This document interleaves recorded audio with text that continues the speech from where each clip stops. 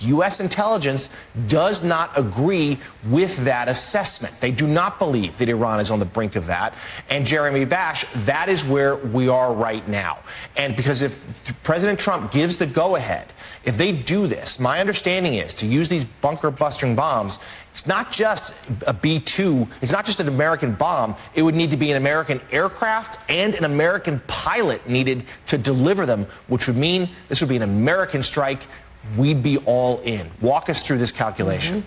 So for the last 10 years or so, Jonathan, the U.S. and Israel have been discussing how to destroy, dismantle, degrade the underground enrichment facility at Fordo, outside of the city of Qom.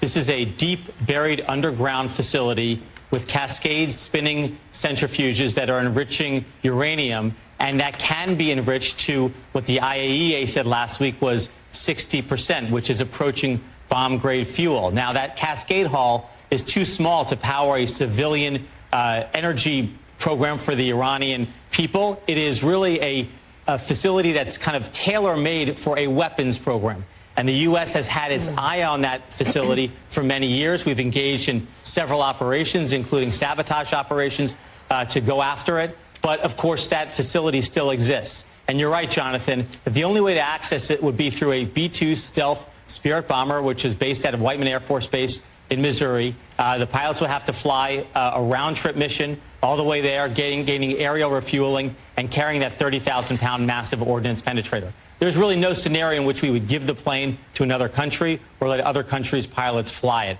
And so this is kind of squarely the president's call. I would just say, Jonathan, on the intelligence, yes, you're right that U.S. intelligence has said we're not we do not believe that Iran is close. I think you said we're close or on the brink of having a weapon. But let's just be precise.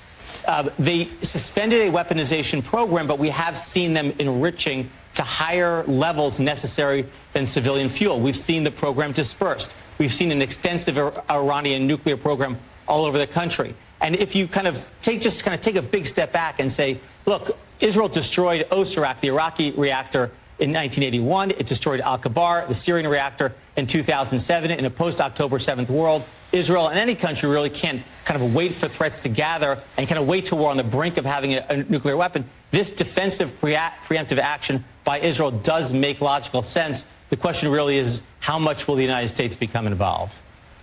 Jeremy Bash, it seems the president finds himself, I'm going to use a couple of old Southern sayings that I heard growing up, between a rock and a hard place. It reminds me of what an older member of the Armed Services Committee once told me, which was, boy, if you attack a snake, you better kill the snake, talking about the provocation that the United States had started.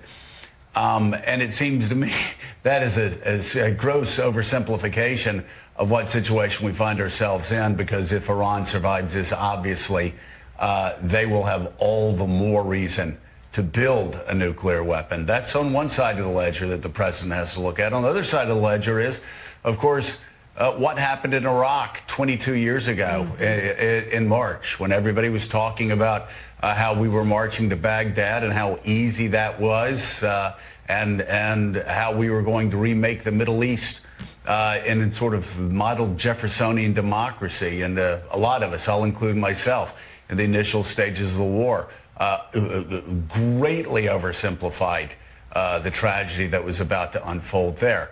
The president was defined by that in many ways. So these are the two things that the president is balancing right now. How, based on your experience, how should other policy leaders, how should all of us sort through that dilemma? Well, look, I think one lesson from Iraq is boots on the ground and regime change can't be done easily, because you got institutions in a country that won't run themselves. And so it kind of falls to the occupying power to rebuild that nation. It's sort of the Colin Powell Pottery Barn rule. You break it, you buy it. But we shouldn't also overlearn lessons from the Iraq experience, in which there are standoff weapons, there are capabilities that don't involve boots on the ground, that don't involve regime change, that can be the precise use of effective military power to get strategic advantage. We've done that against the Houthi forces. We've done that in other cases against other Iranian surrogates and proxies in Iraq.